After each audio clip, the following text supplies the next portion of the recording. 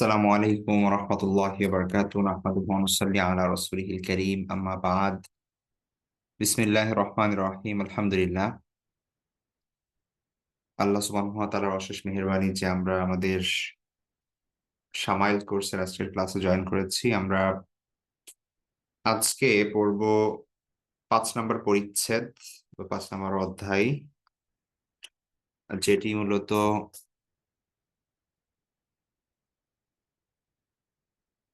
রাসূল সাল্লাল্লাহু আলাইহি ওয়াসাল্লামের আহ চুল সংক্রান্তই বলা যেতে পারে। কারণ আমরা মূলত এর আগে দুইটা চ্যাপ্টার পড়েছি চুলের বিষয়ে। একটা হচ্ছে রাসূলের চুল ইন জেনারেল, আর একটা হচ্ছে তার চুল পরিপাটি করা বিষয়।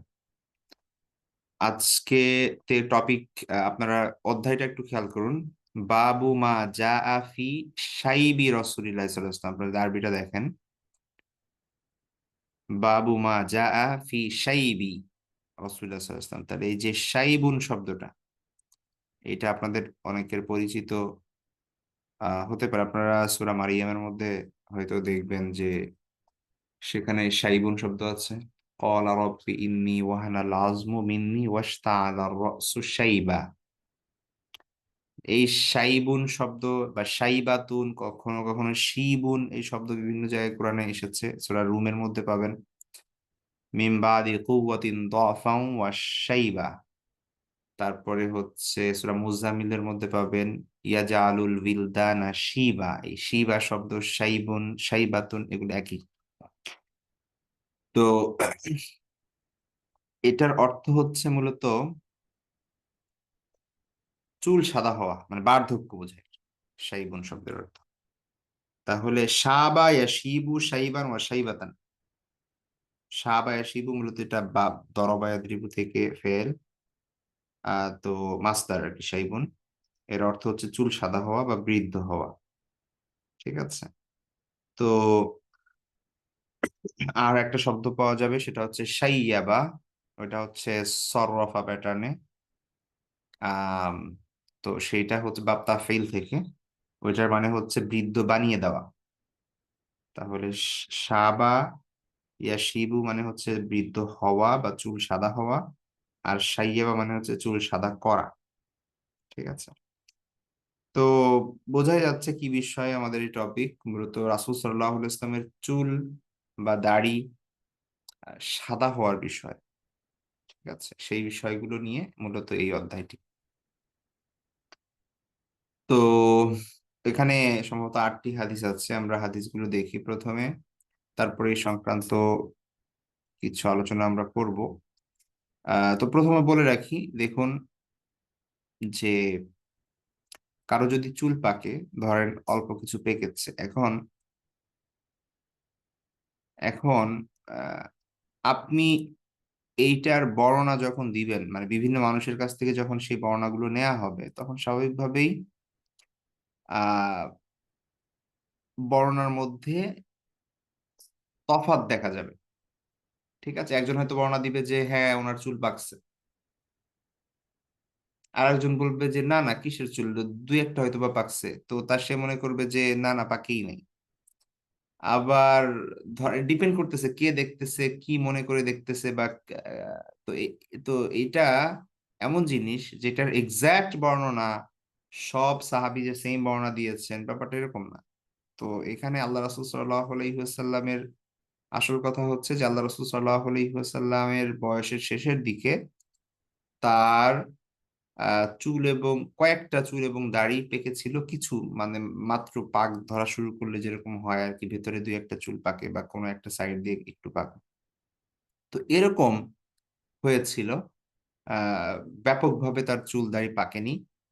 তো এখন সাহাবীরা বিভিন্ন সময় যেভাবে দেখেছেন, বা অনেক সময় দেখা যাচ্ছে যে আহ কারো চুল পাকলে সেটা খুব দৃশ্যমান হয়, আবার অনেক সময় দেখা যাচ্ছে যে সেটা দৃষ্টিগোচর হয় না। ঠিক আছে, তো ডিপেন্ড করছে আসলে কোন সাহাবী কোন সময়ের বর্ণনা দিচ্ছেন বা কোন দৃষ্টিভঙ্গিতে আল্লাহ রাসূল সাল্লাল্লাহু আলাইহি ওয়াসাল্লামকে দেখেছেন, তাই না? ধরেন একটা একটা ইয়াং মানুষের মাথায় যদি দুই তিনটা চুল পাকা থাকে বা অল্প কিছু চুল পাকা থাকে, তার মা যদি এটা দেখে, তাহলে বলবে যে হায় আল্লাহ কি অবস্থা, তোর সব চুল পেকে গেছে।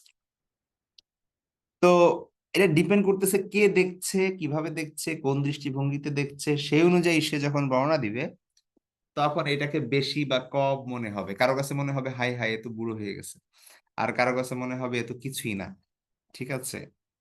তো তো ব্যাপারটা এরকম হয়েছে আর কি। আমরা দেখবো যে হাদিসগুলোর মধ্যে ইনকনসিস্টেন্সি থাকবে, মানে অনেক ক্ষেত্রে একটা একটার সঙ্গে মিলবে না।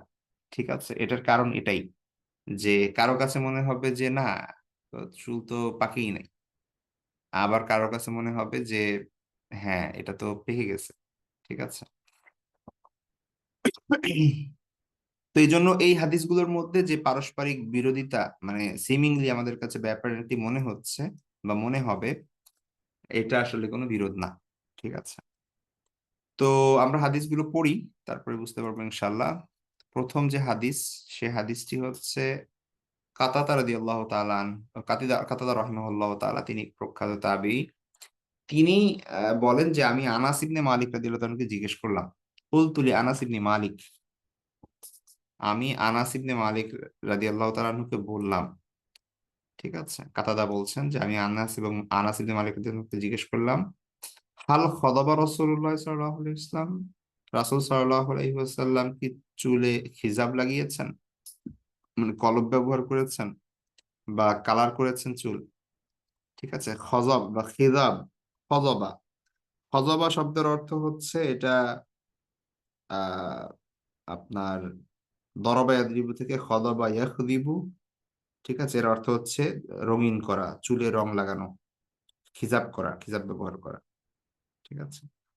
তো রাসূল সাল্লাল্লাহু আলাইহি ওয়াসাল্লাম কি চুল খিজাব ব্যবহার করেছেন?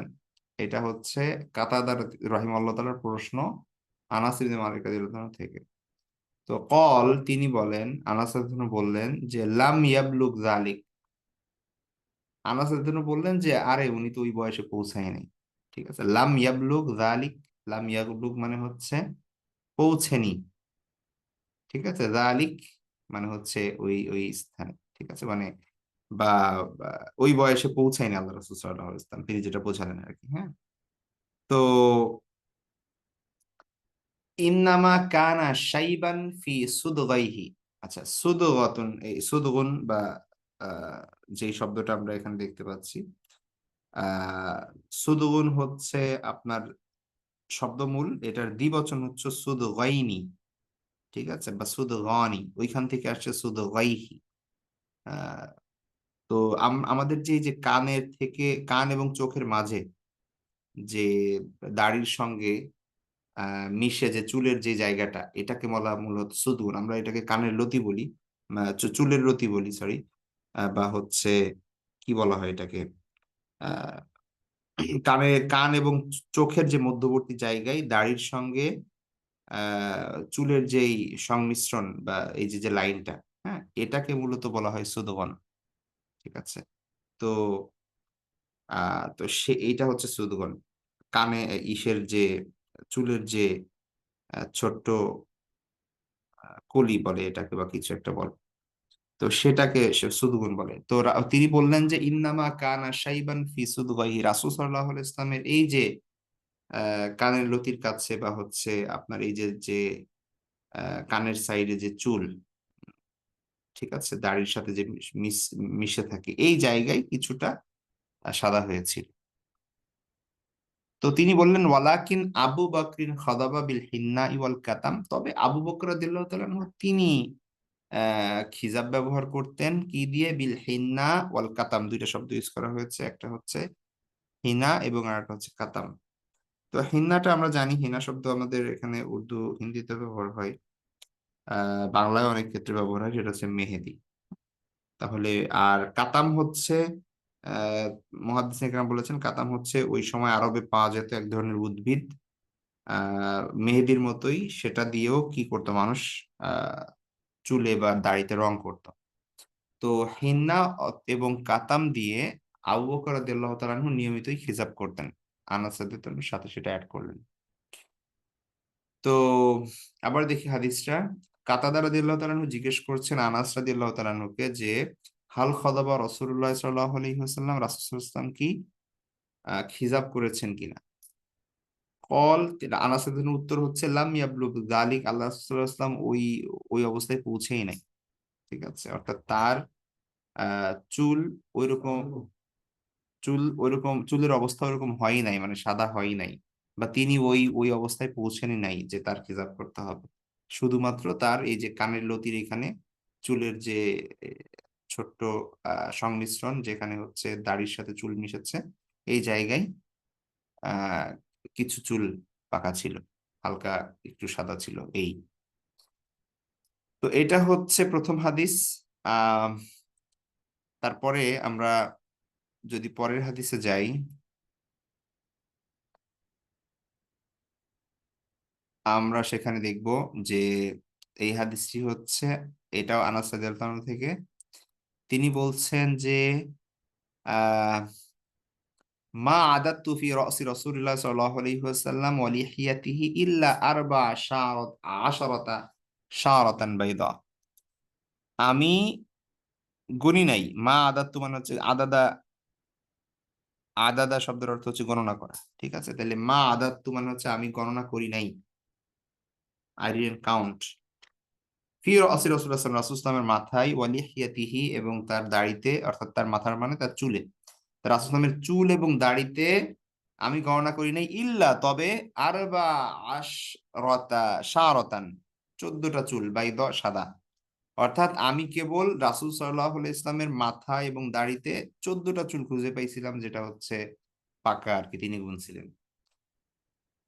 ঠিক আছে, তাহলে আরবা আশারা মানে হচ্ছে 14, তাহলে আরবা আশারতা শারতান মানে 14টা চুল, বাইদ, বাইদ শব্দের অর্থ হচ্ছে সাদা। ঠিক আছে,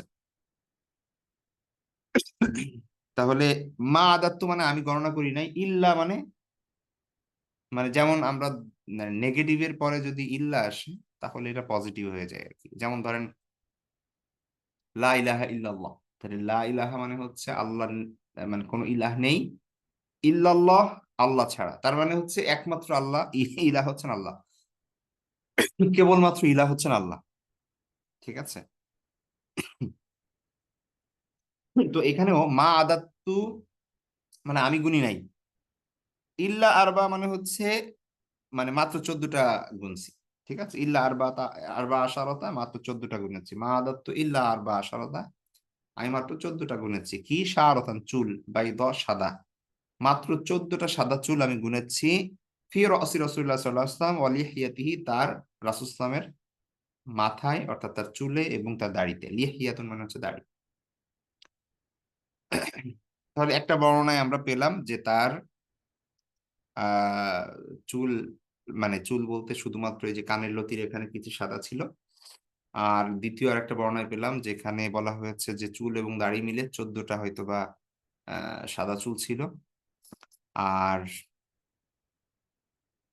তারপরের হাদিস যদি আমরা দেখি, যেটা আহ জাবির ইবনে সামুরা রাদিয়াল্লাহু তাআলা থেকে, তাকে আহ তা- তিনি বলেছেন যে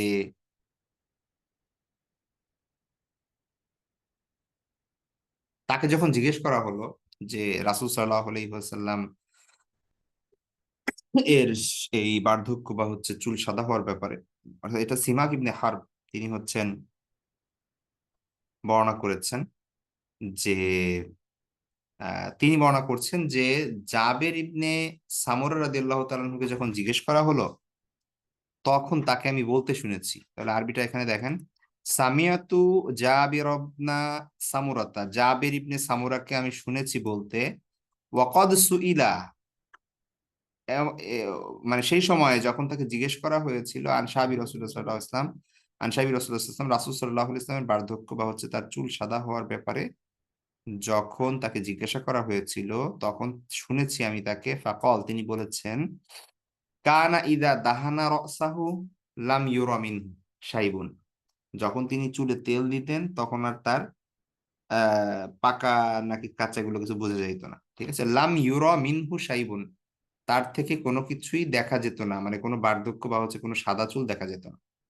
ওয়াইদা লাম ইয়াদহিন, আর যখন চুলে তেল থাকতো না, উস্কো শুষ্ক বা ছড়িয়ে থাকতো, রুইয়া মিনহু, তখন বোঝা যেত যে দুই একটা পাকা আছে চুল। ঠিক আছে, তো মানে বোঝা যাচ্ছে যে ব্যাপকভাবে পাকে নাই। দুই একটা পাকা ছিল যখন তেলের চুল দিয়ে পরিপাটি করে রাখতেন, যেহেতু চুল দিলে মানে চুলে তেল দিলে চুলগুলো মিশে থাকে।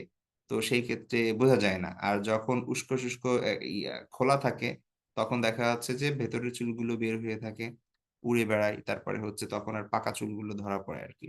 তো ব্যাপারটা এখানে সেটাই বোঝাচ্ছে যে অথবা এমন হতে পারে যে ওই যে মানে তেলের যে চকচক করে সে কারণে বোঝা যায় না যে এটা কাঁচা না পাকা, কিন্তু যখন তেল থাকে না তখন বোঝা যেত যে দুই একটা পাকা আছে।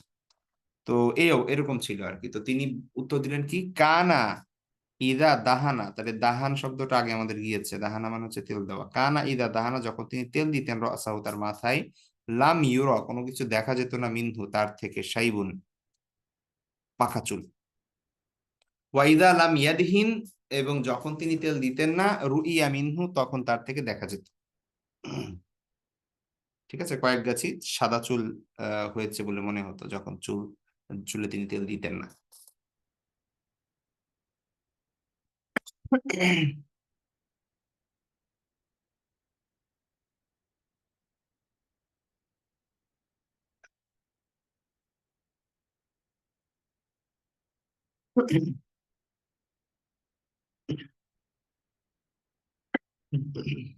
আচ্ছা, তারপরে পরের হাদিস যদি আমরা দেখি, সেখানে দেখব যে সেখানে বলা হচ্ছে এটা হচ্ছে আব্দুল্লাহ ইবনে ওমর রাদিয়াল্লাহু তাআলা আনহু থেকে। তিনি বলছেন, ইন্নামা কানা শাইবু রাসূলিল্লাহ সাল্লাল্লাহু আলাইহি ওয়াসাল্লাম লাহওয়াম মিন 20 শাআরাতান বাইদা। আহ তিনি বলছেন যে রাসূল সাল্লাল্লাহু আলাইহি ইসলামের পাকা চুল, মানে তার মানে তিনি তার বার্ধক্য কেমন ছিল বা পাকা চুল কেমন ছিল, সেটা হচ্ছে নাহওয়ান প্রায়, মিন 20 শাআরাতান প্রায় 20টি চুল বাইদা সাদা। তাহলে রাসূল সাল্লাল্লাহু আলাইহি ওয়াসাল্লামের কেশরাজির বা আহ সাদা চুলের সংখ্যা ছিল প্রায় 20টি আর কি। হ্যাঁ, ইন্নামা কানা শাইবু রাসূলুল্লাহ সাল্লাল্লাহু আলাইহি ওয়াসাল্লাম নাহওয়াম মিন 20 শাআরাতান, প্রায় 20টি চুল। তো এইগুলো আসলে দেখা যাচ্ছে যে একজন গুনছেন 14টা আর একজন গুনছেন 20টা। তো এগুলো কোনো ইয়া না আসলে। ঠিক আছে, আহ একটা আর একটার বিপরীত না, হতেই পারে। তারপরে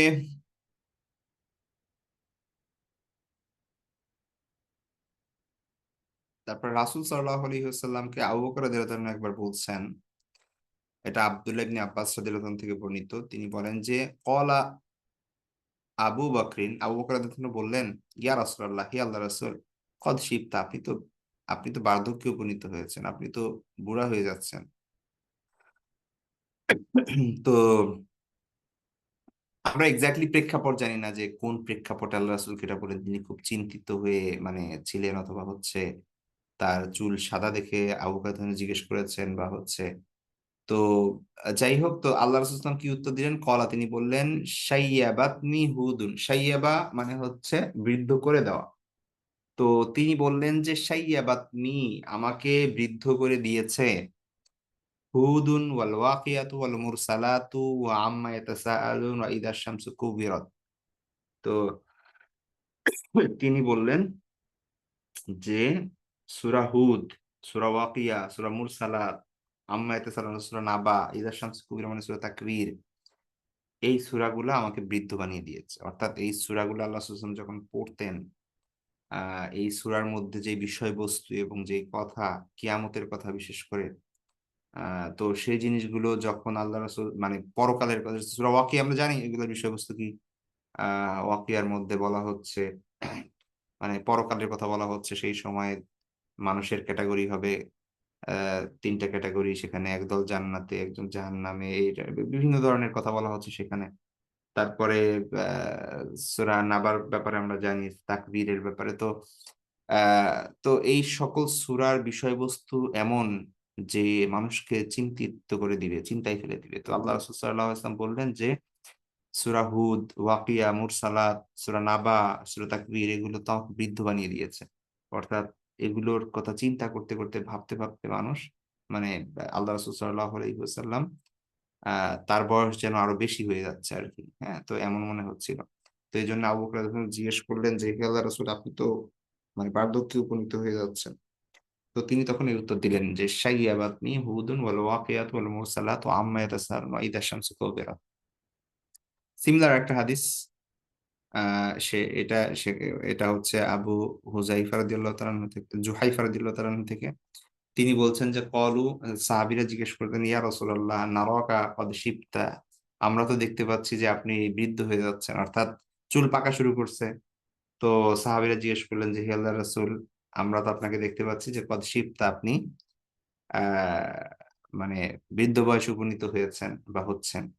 কলা, তখন তিনি বললেন কদ শাইয়াবাতনি হুদুন ওয়া আখাওয়াতুহা, যে সূরা হুদ এবং তার বোনেরা, শাব্দিক অর্থ আখাওয়াত শব্দের অর্থ হচ্ছে বোন। তো সূরা হুদের বোন মানে হচ্ছে সূরা হুদ এবং সূরা হুদের অনুরূপ যে সূরাগুলো আছে, সেই সূরাগুলো আমাকে বৃদ্ধ বানিয়ে দিয়েছে। এখন সূরা হুদের অনুরূপ সূরাগুলো এখানে এর আগের হাদিসে স্পষ্ট কোন কোন সূরা বোঝাচ্ছেন তিনি। তো এটা হচ্ছে আহ আবু জুহাইফা রাদিয়াল্লাহু তাআলা থেকে বর্ণিত। তার পরের হাদিস হচ্ছে আবু রিমসা আত তাইমি রাদিয়াল্লাহু তাআলা থেকে বর্ণিত। তিনি বলেন যে আমি একবার আমার ছেলেকে নিয়ে আহ আচ্ছা, এখানে আমরা হাদিসটা দেখি, আরবি সহ পড়ি, দেখুন। তো আন আবি রিমসাত আত তাইমি, আবু রিমসা আত তাইমি রাদিয়াল্লাহু তাআলা থেকে বর্ণিত।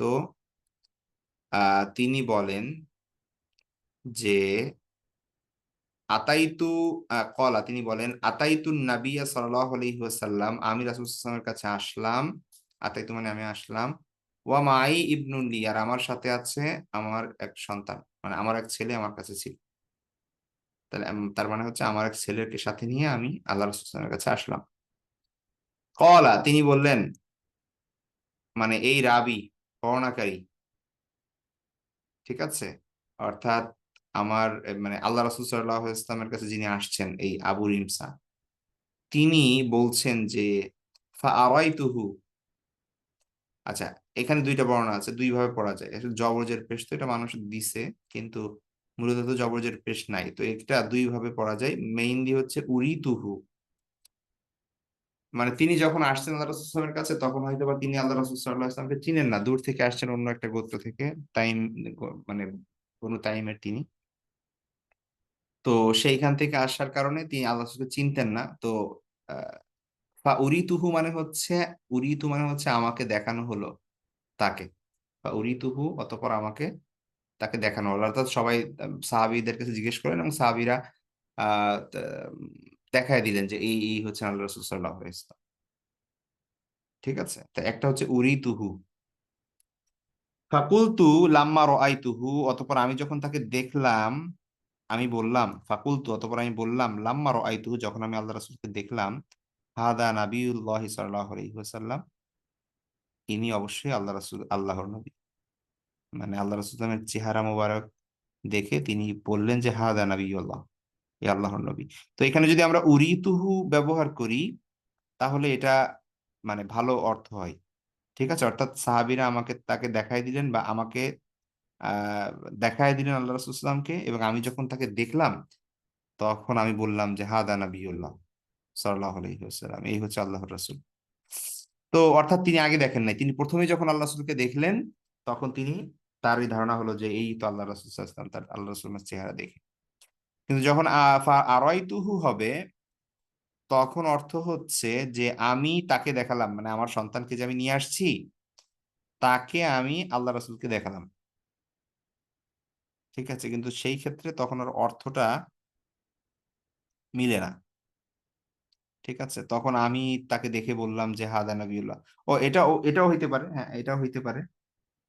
দুই ভাবেই অর্থ মিলে। ফাকুলতু লাম্মা রাআইতুহু, অতঃপর যখন আল্লাহ রাসূলকে দেখলাম, তখন তার সন্তানকে তিনি আল্লাহ রাসূলকে দেখিয়ে তিনি তখন বললেন যে হাদা নবিউল্লাহ, এই হচ্ছে আল্লাহর নবী।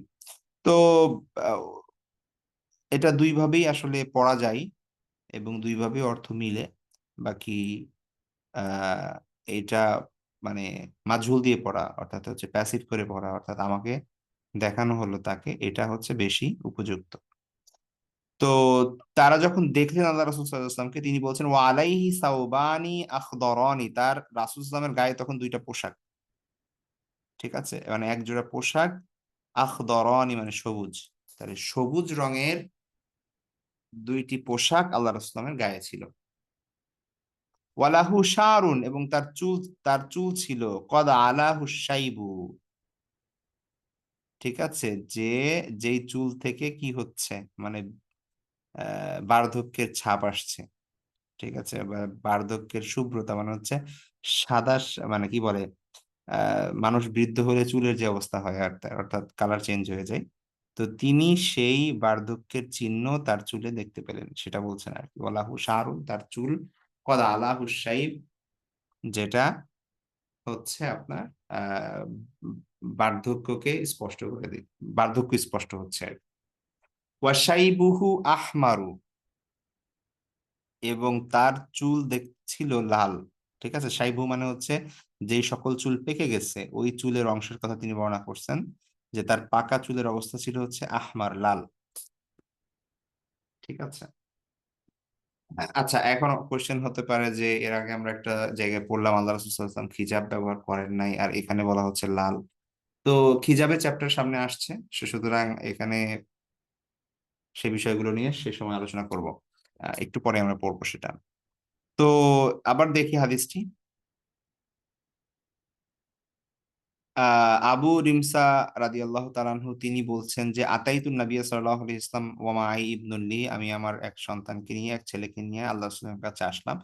এই হাদিসটা আবার সামনে আসবে, যেখানে তিনি অন্যভাবে বর্ণনা করা আর কি, হ্যাঁ, অন্য একটা মানে বলে চেইনের মাধ্যমে বা রাবি ইসের মাধ্যমে, সনদের মাধ্যমে, তো সেইখানে কিছু চেঞ্জ আছে ওইখানে, ওইটা দেখলে আরো স্পষ্ট হবে আমাদের। ক্বালা আর উরিতুহু, অতঃপর আমাকে তাকে দেখানো হলো। ফাকুলতু লাম্মা রাআইতুহু, যখন আমি তাকে দেখলাম আমি তখন বললাম হাদা নাবিয়ুল্লাহ, ইনি আল্লাহর নবী।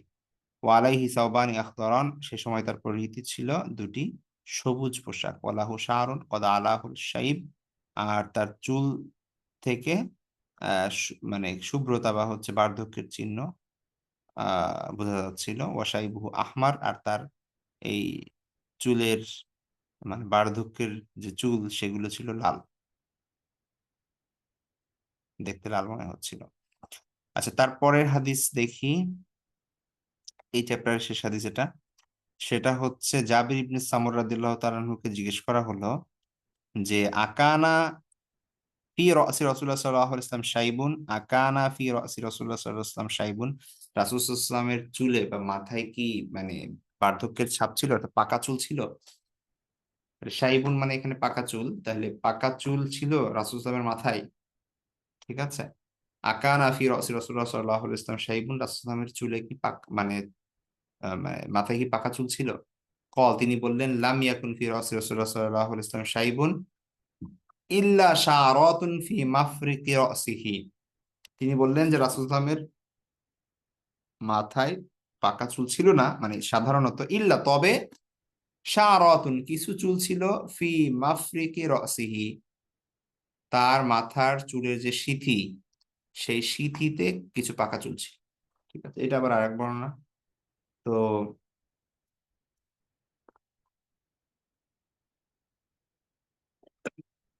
তো যেটা আমি বলেছি, এগুলো আসলে বাহ্যিকভাবে মনে হচ্ছে পরস্পর বিরোধী, কিন্তু আসলে এগুলা এক একজন এক এক দৃষ্টিভঙ্গিতে দেখেছেন, এক এক সময় দেখেছেন, এক এক অ্যাঙ্গেলে দেখেছেন, তাদের কাছে বিভিন্ন রকম মনে হয়েছে। তো মাফরাক, ফারাকা শব্দ আগে গিয়েছে আমাদের, যেখানে চুলের সিথি কাটা। তো মাফরাক মানে হচ্ছে যে জায়গায় সিথি কাটা হয়, সিথি কাটার জায়গা, হ্যাঁ, চুতে সিথি। তাহলে আহ ফি মাফরিকি রাসিহি মানে হচ্ছে তার চুলের যে মাথার যে সিথির স্থান, সেই স্থানে শারত কিছু চুল ছিল, কয়েকটি চুল ছিল, যেগুলো হচ্ছে সাদা। ইদাদ দাহানা, যখন তিনি তেল দিতেন, ওয়ারাহুন্না ধুহনু, তাহলে সেই তেলের কারণে তার চুলগুলো, ওই সাদা চুলগুলো ঢেকে যেত, ঠিক আছে। ওয়ারাহুন্না মানে হচ্ছে, ওয়ারা মানে হচ্ছে ঢেকে দেওয়া, হ্যাঁ, তাহলে ওয়ারাহুন্না মানে ওই চুলগুলোকে, হুন্না মানে হচ্ছে শারাত, তাহলে ওই চুলগুলোকে ঢেকে দিত আদহুন তেল। যখন তিনি চুল যখন তিনি চুলে তেল ব্যবহার করতেন তখন এই তেল তার চুলের ওই শুভ্রতাকে ঢেকে দিত। তাহলে জাবের ইবনে সামরা থেকে আমরা পেলাম রাদিয়াল্লাহু তাআলা আনহু যে তাকে যখন জিজ্ঞেস করা হলো যে রাসূল সাল্লাল্লাহু আলাইহি ওয়াসাল্লামের চুলে কি মানে মাথায় কি পাকা চুল ছিল, তিনি বললেন যে সাধারণত ছিল না, তবে চুলের যে সিঁথি কাটার জায়গা সেখানে কিছু চুল পাকা ছিল, তাও যখন তেল দিতেন তখন সেটা বোঝা যেত না। এই হচ্ছে এই চ্যাপ্টার। আচ্ছা, তো আমরা এখান থেকে কি করতে পারি, মানে ফলাফলটা আসলে কি? তো ফলাফল হচ্ছে যে বিভিন্ন সাহাবী আল্লাহ রাসূল সাল্লাল্লাহু আলাইহি ওয়াসাল্লামকে যেভাবে দেখেছেন, যখন দেখেছেন সেই অবস্থা থেকে তারা বর্ণনা করেছেন। একজন আল্লাহ রাসূল সাল্লাল্লাহু আলাইহি ওয়াসাল্লামকে দেখেছেন, হয়তোবা তিনি সে সময় আহ কি মানে চুলে তেল দেওয়া ছিলেন, যার কারণে সেই সময় খুব একটা তার চুলের পাকা বোঝা যায় নাই। আবার কেউ দেখছেন যখন চুল চুলে তেল দেওয়া ছিল না তখন বেশি বোঝা যাচ্ছে। তো এক একজন সাহাবী এক এক দৃষ্টিভঙ্গি থেকে এক এক সময়ের বর্ণনা দিচ্ছেন। ঠিক আছে, তো এটা এমন বিষয় না যে এটা সামঞ্জস্য বিধান করা যায় না। তো মানে আলটিমেটলি আমরা এই ফলাফলে আসতে পারি যে আল্লাহ রাসূল সাল্লাল্লাহু আলাইহি ওয়াসাল্লামের চুল কিছু পাকা ছিল বা মাত্র পাক ধরা শুরু হয়েছে এমন একটা অবস্থায় ছিল তার বয়সের শেষের দিকে। ঠিক আছে, তো তার চুল অর্ধা অর্ধে বা হচ্ছে বেশি অর্ধেক পেকে গিয়েছে এরকম না। জাস্ট একদম শুরুতে যখন মানুষের চুল পাকা শুরু করে, মানুষ আসলে বুঝতেই পারে না, যখন দেখা যাচ্ছে যে ও একটা হঠাৎ করে চুল পাইছে, তারপরে দেখে ও আর একটা, এভাবে দেখ খুঁজতে খুঁজতে দেখা যাচ্ছে ও অনেকগুলো চুল পেকে গেছে। তো এক্স্যাক্টলি কোন মুহূর্তে পাকছে এটা তো আসলে মানুষ বুঝতে পারে না। তো দেখা যাচ্ছে যে এর প্রসেসটা তো খুব মানে ধীর গতিতে হয়। আহ এমন না যে রাত্রে ঘুমাইছি সকালে উঠে সব পেকে গেছে, এরকম তো আর হয় না। তো তো যার কারণে আহ আমরা এটা বলতে পারি যে এই সকল বর্ণনার আলোকে যে আল্লাহ রাসূল সাল্লাল্লাহু আলাইহি ওয়াসাল্লাম আহ তার ঈশার শেষের দিকে, বয়সের শেষের দিকে, জীবনের হায়াতের শেষের দিকে এসে তিনি তার চুলের কিছু অংশ, সেটা ভেতরে ভেতরে কিছু হতে পারে, কানের কাছে কিছু হতে পারে, দুই একটা দাড়ি হয়তোবা এরকম পাক ধরা শুরু করেছে মাত্র। সেই সময় আল্লাহ রাসূল সাল্লাল্লাহু আলাইহি ওয়াসাল্লাম পৃথিবী থেকে বিদায় নেন। তো এটা হচ্ছে মূলত স্কলারদের মত, সকল হাদিসকে সামনে রেখে এটা বোঝা যায়। তারপরে পরের পরিচ্ছেদ যদি আমরা দেখি তাহলে এটা ইম্পর্টেন্ট, সেটা হচ্ছে যে এই যে রাসূল সাল্লামের খিজাব লাগানো, বাবু মা জা আফি খিদাবি রাসূলুল্লাহ সাল্লাল্লাহু আলাইহি ওয়াসাল্লাম। তাহলে খিজাব শব্দ আমরা অলরেডি জানি, মানে চুলে রং করা বা কালার করা বা হচ্ছে মেহেদি লাগানো, যাই হোক এই সবকিছুই খিজাব। তাহলে বাবু মা জা আফি খিদাবি রাসূলুল্লাহ সাল্লাল্লাহু আলাইহি ওয়াসাল্লাম, রাসূল সাল্লাল্লাহু আলাইহি ওয়াসাল্লামের চুলে খিজাব লাগানো বা চুল কালার করার বিষয় এই অধ্যায়। তো এখানে আমরা আপনাদের মনে আছে যে একটু আগে যে হাদিসটা আমরা পড়লাম আবু রিমসা রাদিয়াল্লাহু তাআলা আনহু, যে নিজের সন্তানকে নিয়ে, ছেলেকে নিয়ে রাসূলের কাছে আসলেন। তো সেই হাদিসটাই এখানে আবার বর্ণনা করা হয়েছে, অন্য রাবী হয়তো বর্ণনা করেছেন। তো সে এখানে বর্ণনাটা আমরা দেখি যে দেখুন, আহ আবু রিমসা রাদিয়াল্লাহু তাআলা বলছেন যে আতাইতু রাসূলুল্লাহ সাল্লাল্লাহু আলাইহি ওয়াসাল্লাম মা ইবনিন লি, আমার এক ছেলেকে নিয়ে আমি রাসূল সাল্লাল্লাহু আলাইহি ওয়াসাল্লামের কাছে আসলাম। ফাকালা ইবনু কাহাদা, রাসূল জিজ্ঞেস করলেন যে এটা কি তোমার ছেলে ইবনু কাহাদা? ফাকুল, তো আমি বললাম নাম, আশহাদু বিহি অথবা আশহিদ বিহি। ঠিক আছে, তো তিনি বললেন নাম, হ্যাঁ, আশহাদু বিহি, আমি তার সাক্ষী দিচ্ছি, অর্থাৎ এ যে আমার ছেলে সে সাক্ষ্য আমি দিচ্ছি। ঠিক আছে, তো আরেকটা অর্থ এখানে, অর্থ ট্রান্সলেশন করা হয়েছে একটা জিনিসের, আর আরবি আরবিতে লেখা হয়েছে আরেকটা জিনিসের। তো এটাকে আপনি এভাবে পড়তে পারেন আশহিদ। ঠিক আছে, এটাই এটাই বেটার, আশহিদ পড়া, এখানে আশহাদু এটা হবে না, এখানে হবে আশহিদ। ঠিক আছে, আশহাদা ইউশহিদু বাব ইফাল থেকে আক্রমা ইউক্রিমু প্যাটার্নে, আসলামা ইসলিমু প্যাটার্নে, হ্যাঁ, আসলিম মানে তুমি ইসলাম গ্রহণ করো, তো সেরকম আশহিদ মানে আপনি সাক্ষী থাকুন। তো যখন আল্লাহ রাসূল সাল্লাল্লাহু আলাইহি ওয়াসাল্লাম তাকে জিজ্ঞেস করলেন যে ইবনুকা হাদা, এ কি তোমার এ, এ, এ, মানে ছেলেকে নিয়ে আসছো? তো আল্লাহ রাসূল সাল্লাল্লাহু আলাইহি ওয়াসাল্লামকে বললেন যে নাম, হ্যাঁ, আশহিদ বিহি, আপনি সাক্ষী থাকুন, অর্থাৎ আপনি সাক্ষী থাকুন যে এ আমার ছেলে। এখন কথা হচ্ছে কি যে তিনি এই কথা কেন বললেন যে আপনি সাক্ষী থাকুন যে এ আমার ছেলে? তো এইটার ব্যাপারে বিস্তারিত আমরা ব্যাখ্যা গ্রন্থগুলোতে পাই। সেখানে বলা হয়েছে যে প্রথমত জাহেলি যুগের প্রথা ছিল, ধরেন বাবা যদি অপরাধ করে তাহলে ছেলে সেই অপরাধে অভিযুক্ত হতো। আবার ছেলে অপরাধ করলে বাবা, এটা শুধু পিতা পুত্রের ক্ষেত্রে না, নিকট আত্মীয় বা বংশের যে কোনো মানুষের, ধরেন কোনো একটা গোত্রের লোক কেউ একজন অপরাধ করছে, তো পুরো ওই গোত্রের লোক, অন্য কেউ যদি তাকে পাওয়া যেত তো তাকেই সেখানে মেরে ফেলা হতো, বা এই ধরনের কিছু ছিল আর কি। অর্থাৎ যে ব্যক্তি অপরাধ করেছে তার বাইরেও তার আত্মীয় স্বজন, পরিবার বা হচ্ছে আপনার এরকম বংশের লোক, তাদেরকেও অপরাধী হিসেবে গণ্য করা হতো এবং শাস্তি দেওয়া হতো, এমন একটা বিষয় ছিল, অভিযুক্ত করা হতো। তো সেই সময় এই জন্য আহ মানে রক্তের সম্পর্ক, বংশের সম্পর্ক, এগুলো খুব ইম্পর্টেন্ট বিষয় ছিল। তো এই কারণে কে কার সন্তান, কে কোন গোত্রের, কার সঙ্গে কোন রক্তের পরিচয়, কি সম্পর্ক, এগুলো সেই সময় মানুষ খুব ভালোভাবে মনে রাখতো। এগুলো খুব ইম্পর্টেন্ট ছিল সেই সময়, কারণ এগুলোর খাতিরে অনেক ক্ষেত্রে বেঁচেও যেত, আবার এগুলোর কারণেই অনেক ক্ষেত্রে দেখা যাচ্ছে যে মানে বিপদের সম্মুখীন হতে হতো। তো যার কারণে এগুলো সেই সময়ের একটা গুরুত্বপূর্ণ বিষয় ছিল মানুষের বংশের।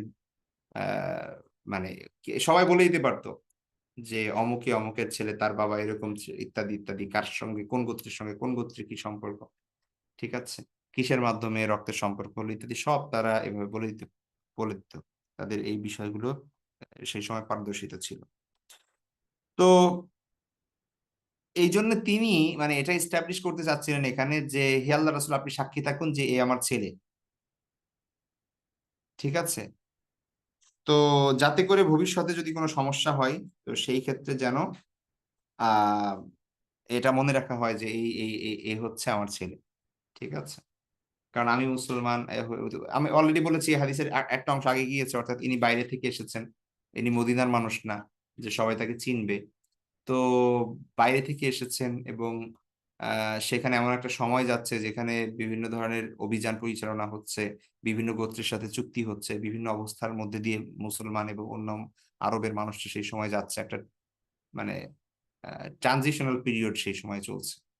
তো সেই সময় তিনি আল্লাহ রাসূলকে বলে দিলেন যে আপনি সাক্ষী থাকুন, এ কিন্তু আমার ছেলে, ঠিক আছে। তো আল্লাহ রাসূল সাল্লাল্লাহু আলাইহি ওয়াসাল্লাম তাকে বললেন কলা লা ইয়াজিনি আলাইকা ওয়ালা তাজনি আলাইহি, ঠিক আছে। জানা ইয়াজিনি মানে হচ্ছে অন্যায় করা, অপরাধ করা। লা ইয়াজিনি আলাইকা এর শাব্দিক অর্থ হচ্ছে যে সে তোমার উপর কোনো অপরাধ করবে না, ঠিক আছে। মানে এখানে উদ্দেশ্য হচ্ছে তার কোনো অপরাধের শাস্তি তোমার উপর বর্তাবে না, ঠিক আছে। অর্থাৎ এটার মানে মূল বক্তব্য এরকম একটা, লা ইয়াজনি যামবুহু আলাইক, অর্থাৎ তার সে মানে তার সে যে অপরাধ করুক সেটা তোমার উপর বর্তাবে না, ওয়ালা তাজনি আলাই, এবং তুমি কোনো অপরাধ করলে তার উপর বর্তাবে না, ঠিক আছে। অর্থাৎ আমাকে সাক্ষী, মানে সাক্ষী থাকার কিছু নাই এখানে। তোমার কৃতকর্মের দায় তোমার, আর তার কৃতকর্মের দায় তার। সুতরাং এখানে কে কার বংশের লোক, এই বিষয়ে আমরা মানে ইসলামে এটার কোনো ভিত্তি নাই, ঠিক আছে। কেউ যদি অপরাধ করে তাহলে সে যেই হোক তার শাস্তি পেতে হবে, আর কেউ যদি নিরপরাধ হয় সে যেই হোক তাকে শাস্তি দেওয়া যাবে না। সুতরাং একজন লোক কি করলো, অপরাধ করলো, তার বংশের অন্য কাউকে অথবা তার সন্তানকে অথবা তার আত্মীয়দেরকে অপরাধী গণ্য করা, এটা যাবে না। অথবা কেউ অপরাধ করেছে, আর আহ, সে ভালো বংশের দেখে তাকে মাফ করে দেওয়া হচ্ছে, এটাও হবে না এখানে। সুতরাং আল্লাহ রাসূল সাল্লাল্লাহু আলাইহি ওয়াসাল্লাম বুঝতে পারলেন যে তিনি আশহিদ বিহি দ্বারা কি বোঝাচ্ছেন। তো তিনি সাথে সাথে এটা বলে দিলেন যে এই যে জাহেলি যুগের যেই ব্যবস্থা বা প্রথা, এটা কিন্তু ইসলামে নেই, ঠিক আছে। সুতরাং লা ইয়াজনি আলাইকা ওয়ালা তাজনি আলাইহি, অর্থাৎ সে অপরাধ করলে সে এটার সেটার জন্য দায়ী হবে, তুমি অপরাধ করলে তুমি দায়ী হবে। সে অপরাধ করলে সেটা তোমার উপর বর্তাবে না, আর তুমি অপরাধ করলে তার উপর বর্তাবে না। ঠিক আছে? তো এটা তিনি তখন বলবেন, আল্লাহ রাসূল সাল্লাল্লাহু আলাইহি ওয়াসাল্লাম তখন এটা বললেন তাকে। কলা, তিনি বললেন তারপরে, ওয়ারাআইতু শাইবা আহমার, আমি রাসূল সাল্লাল্লাহু আলাইহি ওয়াসাল্লামের লাল চুল দেখলাম। ঠিক আছে, অর্থাৎ শাইবা মানে হচ্ছে এই যে বার্ধক্যের যে চুল, আহমার আমি তার মাথায় যে পাকা চুল সেগুলোকে লাল দেখলাম, আহমার লাল দেখলাম। তো এই হাদিস থেকে অবশ্যই বোঝা যাচ্ছে যে আল্লাহ রাসূল সাল্লাল্লাহু আলাইহি ওয়াসাল্লাম কি করতেন, কি করেছেন, হিজাব লাগিয়েছেন বা হচ্ছে চুলে কালার করেছেন বা হচ্ছে মেহেদি লাগিয়েছেন বা কিছু একটা তো করেছেন, নাহলে লাল দেখছেন কেন? তো এটাই মূলত এখানে উদ্দেশ্য। তো আমরা আগে হাদিসগুলো দেখি অবস্থাটা কি। তো অবস্থাগুলো কি, তারপরে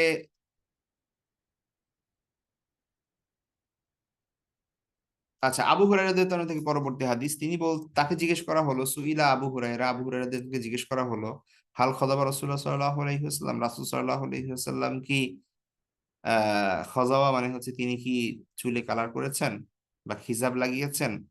কল নাম, তিনি বললেন হ্যাঁ। ঠিক আছে, তাহলে আবু হুরায়রা রাদিয়াল্লাহু তাআলার এই হাদিস দ্বারা আমরা বুঝতে পারছি যে হ্যাঁ, আল্লাহ রাসূল সাল্লাল্লাহু আলাইহি ওয়াসাল্লাম হিজাব লাগিয়েছেন। আচ্ছা, তারপরের হাদিস হচ্ছে একজন মহিলা সাহাবী, তো তিনি আহ বিশির রাদিয়াল্লাহু তাআলার ওয়াইফ, তিনি বলছেন যে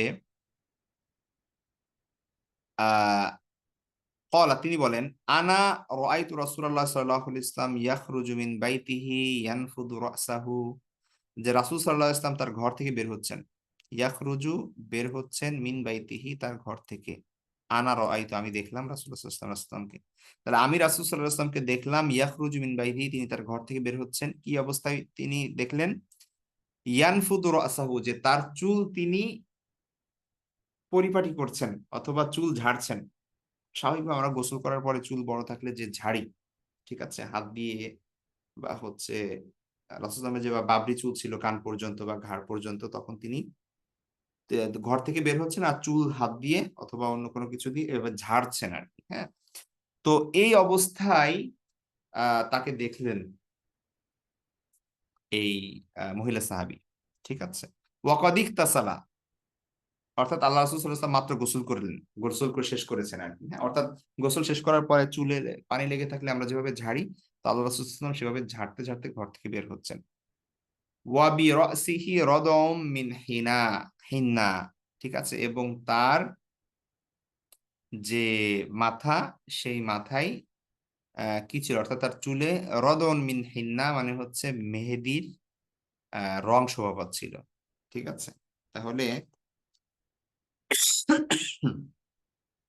তাহলে আহ রদন আর, আচ্ছা, এখানে এখানে পরের পরে বলা হয়েছে এখানে আইন আর এখানে গইন, রদউন অথবা রদগুন, শাক্কা ফি হাদা শাইখ।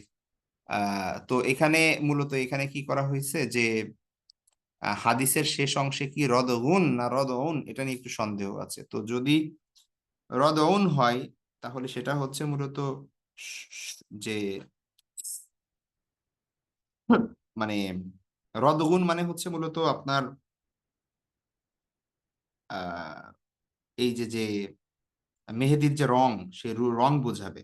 ঠিক আছে, আর রদউন যদি আইন হয় তাহলে সেটা হচ্ছে ওই সময়ে ইয়া ছিল, ওই সময়ের যে পারফিউম ছিল সেই পারফিউমের কালার ছিল, মানে কালার যুক্ত পারফিউম ছিল সেই সময়। ঠিক আছে, তো আল্লাহ রাসূলুল্লাহ সাল্লাল্লাহু আলাইহি ওয়াসাল্লাম দাড়িতে চুলেও পারফিউম লাগাইতেন, মানে আতর লাগাইতেন আর কি, সুগন্ধি ব্যবহার করতেন। ওই সময় ওইখানে এক সময় এক ধরনের তেলই ছিল যেটা সুগন্ধিপূর্ণ তেল, এবং ওইটা ব্যবহার করলে আতরের কাজও হয় আবার তেলের কাজও হয়, এবং ওইটা একটা কালার ছিল। তো যদি রদউন হয় তাহলে সেটা হচ্ছে আপনার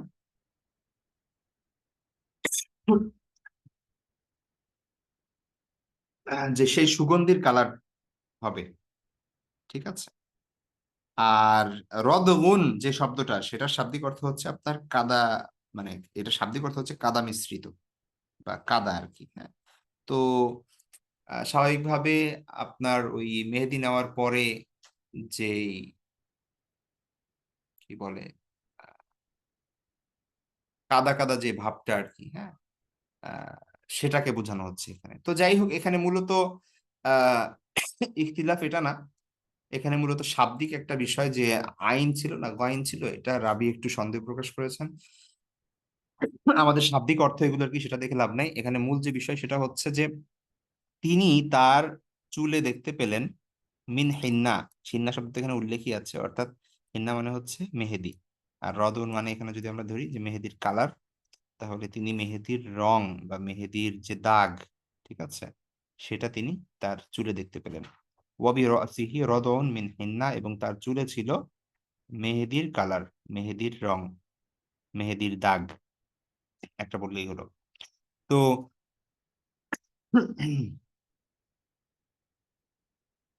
তো আবার দেখি যে তিনি বলছেন যে আনা রাআইতু রাসূলুল্লাহ সাল্লাল্লাহু আলাইহি ওয়াসাল্লাম ইয়াখরুজু মিন বাইতি, আমি রাসূল সাল্লাল্লাহু আলাইহি ওয়াসাল্লামকে দেখলাম যে তিনি তার ঘর থেকে বের হচ্ছেন, ইয়ানফুদু রাসাহু, তার চুল তিনি পরিপাটি করতে করতে অথবা তার চুল ঝাড়তে ঝাড়তে, ওয়া কদ ইগতাসালা, তিনি গোসল মাত্র শেষ করেছেন, ওয়া বি রাসিহি রাদুন মিন হিন্না, এবং তার মাথায়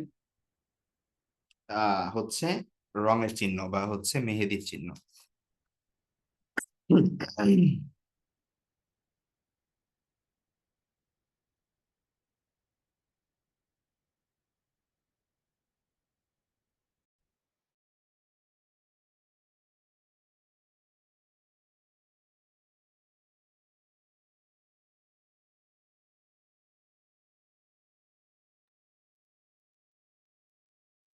আচ্ছা, তো এখানেও এই হাদিস দ্বারা বোঝা যায় যে আল্লাহ রাসূল সাল্লাল্লাহু আলাইহি ওয়াসাল্লামের মাথায় লাল রং ছিল পাকা চুলগুলোতে। তারপরে হাদিসটা আনাস রাদিয়াল্লাহু আনহু থেকে, তিনি বলছেন রাআইতু শাআর রাসূলুল্লাহ সাল্লাল্লাহু আলাইহি ওয়াসাল্লাম মাখদুবান, আল্লাহ রাসূল সাল্লাল্লাহু আলাইহি ওয়াসাল্লামের চুল আমি দেখেছি মাখদুব, মানে হচ্ছে খিজাবকৃত। হুম। তো তো মূলত আপনাদের মনে আছে প্রথম একটা যে হাদিসটা আমরা পড়েছিলাম, সেই হাদিসে ছিল যখন জিজ্ঞেস করা হয়েছে সাহাবীকে যে যে আল্লাহ রাসূল সাল্লাল্লাহু আলাইহি ওয়াসাল্লাম চুলে খিজাব করেছেন, তখন তিনি উত্তর দিয়েছিলেন যে তিনি তো ওই বয়সে পৌঁছানি নাই, ঠিক আছে, তার মাত্র চুল কয়েকটা সাদা ছিল এই আহ, কানের এখানে, ব্যাস এই উত্তর দিয়েছেন। তো এই হাদিসগুলোতে আবার আমরা পাচ্ছি যে আল্লাহ রাসূল সাল্লাল্লাহু আলাইহি ওয়াসাল্লাম খিজাব লাগিয়েছেন, ঠিক আছে। তো এটার সমাধান কি আসলে? তো বিষয় যেটা সেটা হচ্ছে, দেখুন, এই হাদিসগুলোর অনেকগুলো হাদিস দ্বারাই আমরা বুঝতে পারছি যে আল্লাহ রাসূল সাল্লাল্লাহু আলাইহি ওয়াসাল্লাম খিজাব লাগিয়েছিলেন, সাহাবীরা দেখেছেন লাল রং, এবং সুস্পষ্টভাবে আবু হুরায়রা রাদিয়াল্লাহু আনহু থেকে বর্ণিত আছে এ ব্যাপারে, আরো অন্যান্য সাহাবী থেকে।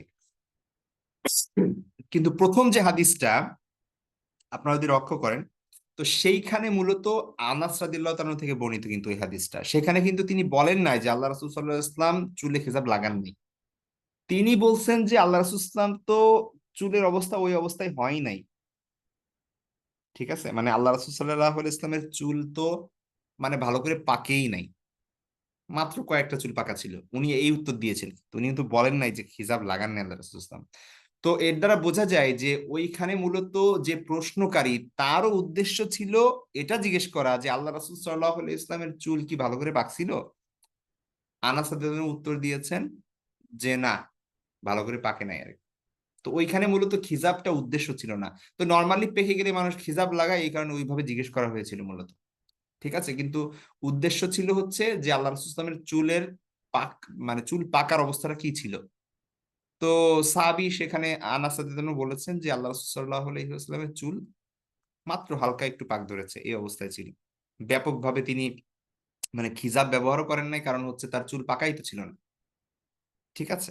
আবার এইখানেই আমরা দেখি যে মূলত আল্লাহ রাসূল সাল্লাল্লাহু আলাইহি ওয়াসাল্লাম যে খিজাব ব্যবহার করেছেন হালকা করে, যেখানে চুল হালকা একটু পাক ধরেছে, দুই একটা চুল পাকছে, সেই জায়গাগুলোতে তিনি খিজাব ব্যবহার করেছেন।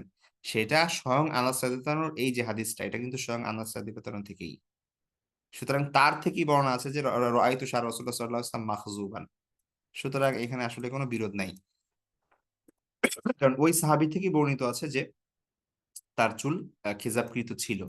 সুতরাং এটা বলাই যেতে পারে, আরো যেহেতু এখানে আরো অনেকগুলো হাদিস আছে, তো ওই হাদিসটা আমরা ধরে নিতে পারি যে ওইটা খিজাবের মূলত হাদিস না, ওইটা হাদিসটা হচ্ছে চুল পাকা না পাকা নিয়ে। তো সেখানে তিনি এটা বলেছেন যে চুল খুব বেশি পাকেন নাই, খুব আংশিক দুই একটা পাকা ছিল। আর খিজাবের বর্ণনাগুলোতে আমরা স্পষ্টভাবে বুঝতে পারি অনেকগুলো সাহাবী থেকে বর্ণিত, এবং সরাসরি আবু হুরায়রা রাদিয়াল্লাহু আনহুকে জিজ্ঞেস করা হয়েছিল যে রাসূল সাল্লাল্লাহু আলাইহি ওয়াসাল্লাম কি খিজাব লাগিয়েছেন, তিনি বলেছেন হ্যাঁ। সুতরাং এই আলোকে আমরা বুঝতে পারি যে রাসূল সাল্লাল্লাহু আলাইহি ওয়াসাল্লাম খিজাব ব্যবহার করেছেন। আচ্ছা, এবার আসেন খিজাব ব্যবহারের যে বিধি নিষেধ সেখানে যদি আমরা দেখি, তাহলে আহ মূলত চুল পাকার পরে সেটাকে সৌন্দর্যমণ্ডিত করা খিজাবের মাধ্যমে এটা ভালো, ঠিক আছে। সাহাবীরা করেছেন এবং আল্লাহ রাসূল সাল্লাল্লাহু আলাইহি ওয়াসাল্লামের থেকে তো হাদিস আছে। সুতরাং মেহেদির মাধ্যমে, আর ন্যাচারাল যে মেহেদি আছে লাল কালার যেটা হয় আর কি, সেই মেহেদি ইউজ করা, সেটা আমরা সুন্নাহ হিসেবে ধরতে পারি, মুস্তাহাব তো বটেই, এটা সুন্নাহ তো ধরতে পারি। আর